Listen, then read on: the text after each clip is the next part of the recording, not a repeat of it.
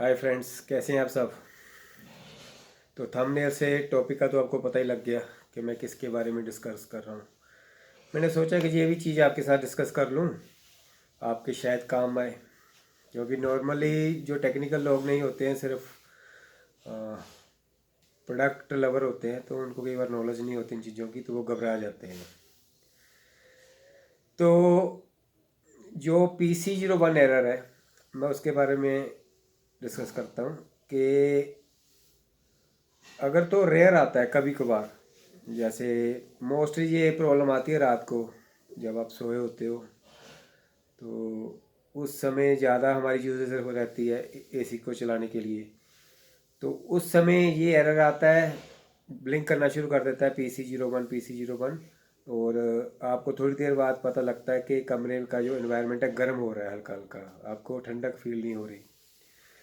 तो उसमें एक प्रॉब्लम होती है, अगर सपोज बारिश हो रही है या कुछ भी बाहर का टेम्परेचर चेंज है, तो उसके कारण भी ये PC01 आता है कि उस आउटडोर जो है उसका जो टेम्परेचर है वो काफ़ी डाउन हो गया है मौसम के हिसाब से, तो उसको वो पिक नहीं करता आउटडोर को। दूसरी प्रॉब्लम आती है इसमें, अगर दूसरा कॉजेज़ हम कारण जाने, तो दूसरा होता है कि कई बार क्या होता है कि लाइट चली जाती, लाइट के कट्स लगते हैं। तो जब लाइट के कट्स लगते हैं तो हमारी जैसे कॉलोनी है, आसपास बहुत सारे एसी लगे होते हैं घरों में। तो उस कारण भी कई बार क्या होता है कि जैसे इन्वर्टर एसी है, जहाँ दूसरा एसी है, नॉर्मल एसी है, तो इनका क्या होता है कि वोल्टेज जब अप होती है तो सबके अप्लाइंसेस एकदम से वोल्टेज उठाते हैं। तो उसमें बहुत सारे घरों में प्रॉब्लम आएगी, ये सब आपको लगेगा मेरे में प्रॉब्लम आ रही है। तो जो आउटडोर है, वोल्टेज रिड्यूस होने के कारण आउटडोर उस पावर को पिक नहीं करता। तो उसके कारण भी जो है आउटडोर जो है चलता नहीं है। तो थोड़ी देर वो इंडोर चलता रहेगा, थोड़ी देर बाद वो फिर PC01 का एरर आना शुरू हो जाता है।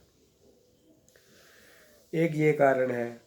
तीसरा कारण है, अगर आपके वोल्टेज ड्रॉप होती हो घर की, तब ये प्रॉब्लम है कि वो उठाता नहीं है वोल्टेज को, क्योंकि जो मिनिमम उसको पावर की रिक्वायरमेंट है, तो वो उसको चाहिए चाहिए आउटडोर और इंडोर को। तो इशू आता है इसका। फोर्थ है कि रेगुलर ही आ रहा है, मतलब आप जब भी ऑन करते हो एसी को PC01 मतलब 2-3 मिनट 5 मिनट तक मतलब एसी चलता है इंडोर, सॉरी हाँ सॉरी इंडोर, और आउटडोर नहीं चलता है उसके बीच में। तो वो क्या करता है, ब्लिंकिंग आनी शुरू होती है PC01 की। उसमें क्या आप करें हम, पहले ये मैं बताता हूँ आपको। उसमें आप टेम्परेचर देखिए, टेम्परेचर को रिड्यूस कीजिए। मेन पोर्ट से जो पॉइंट है स्विच का, वहाँ से एसी को थोड़ी देर के लिए बंद कीजिए। उसके बाद उसको दोबारा से ऑन कीजिए। तो ये आप अगर प्रॉब्लम नहीं आती दोबारा से और आपका आउटडोर चलने लगता है, एसी कूलिंग दे रहा है, तो इट्स मीन्स एसी में कोई प्रॉब्लम नहीं है। आप बिना निश्चित चिंता के इसको चलाएं, कोई किसी तरह की ज़रूरत नहीं है। दूसरा फैक्टर है, अगर वोल्टेज आपका स्टेबलाइज़र कम दे रहा है तब भी ये इशू आता है। तो वो वोल्टेज भी आप चेक कर सकते हो, एम्पियर्स वगैरह पूरे आ रहे हैं कि नहीं आ रहे हैं। अगर बिल्कुल ही नहीं मतलब ये प्रॉब्लम सॉर्ट आउट होती है, तो फिर सर्विस सेंटर में आपको ये केस लॉक करवाएं। कोई जो टेक्निकली साउंड हो, जहाँ मतलब सर्विस सेंटर जो ओरिजिनल सर्विस सेंटर है वोल्टास के, उनके पास से करवाएं। क्योंकि क्या होता है कि आजकल SMD कंपोनेंट्स हैं तो कार्ड ही रिप्लेस होते हैं, रिपेयर्स वगैरह की तो बहुत कम चांसेस होते हैं कार्ड्स वगैरह की। तो उसमें जनरली अगर ऐसी दिक्कत आ रही है तो फिर वो इंडोर का जो होता है PCB बहुत डैमेज हो जाता है, उसमें कोई जो है वोल्टेज रेगुलेशन की प्रॉब्लम आती है।